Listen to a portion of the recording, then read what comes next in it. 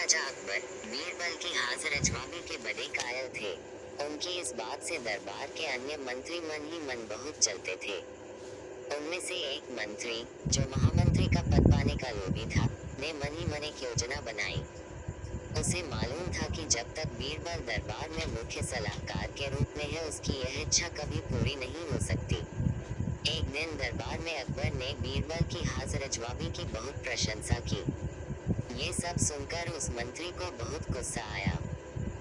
उसने महाराज से कहा कि यदि बीरबल मेरे 3 सवालों का उत्तर सही सही दे देता है तो मैं उसकी बुद्धिमत्ता को स्वीकार कर लूंगा, और यदि नहीं तो इससे ये सिद्ध होता है कि वह महाराज का चापलूस है।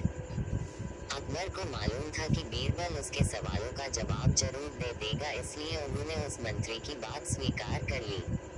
उस मंत्री के 3 सवाल थे। आकाश में कितने तारे हैं? धरती का केंद्र कहाँ है? सारे संसार में कितने स्त्री और कितने पुरुष हैं?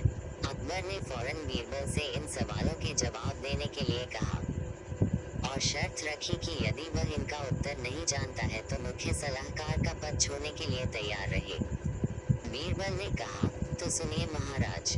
पहला सवाल। बीरबल ने एक भेद मंगवाए और कहा, जितने बाल इस भेद के शरीर पर हैं, आकाश में उतने ही तारे हैं। मेरे दोस्त, गिनकर तस्वीर कर लो। बीरबल ने मंत्री की तरफ मुस्कुराते हुए कहा। दूसरा सवाल। बीरबल ने जमीन पर कुछ लकीरें खींची और कुछ हिसाब लगाया। फिर एक लोहे की छड़ मंगवाई गई और उसे एक जगह गाड़ दिया, और बीरबल ने महाराज से कहा, महाराज, बिल्कुल इसी जगह धरती का केंद्र है, चाहे तो आप स्वयं जांच लें। महाराज बोले, ठीक है, अब तीसरे सवाल के बारे में कहो। अब महाराज, तीसरे सवाल का जवाब बड़ा मुश्किल है, क्योंकि इस दुनिया में कुछ लोग ऐसे हैं जो ना तो स्त्री की श्रेणी में आते हैं और ना ही पुरुषों की श्रेणी।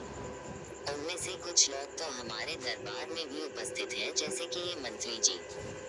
महाराज, यदि आप इनको मौत के घाट उतरवा दें तो मैं स्त्री पुरुष की सही सही संख्या बता सकता हूँ। अब मंत्री जी सवालों का जवाब छोड़कर थर थर कांपने लगे और महाराज से बोले, महाराज, बस बस, मुझे मेरे सवालों का जवाब मिल गया। मैं बीरबल की बुद्धिमानी को मान गया हूँ। महाराज हमेशा की तरह बीरबल की तरफ पीठ करके हंसने लगे और इसी बीच वह मंत्री दरबार से खिसक लिया।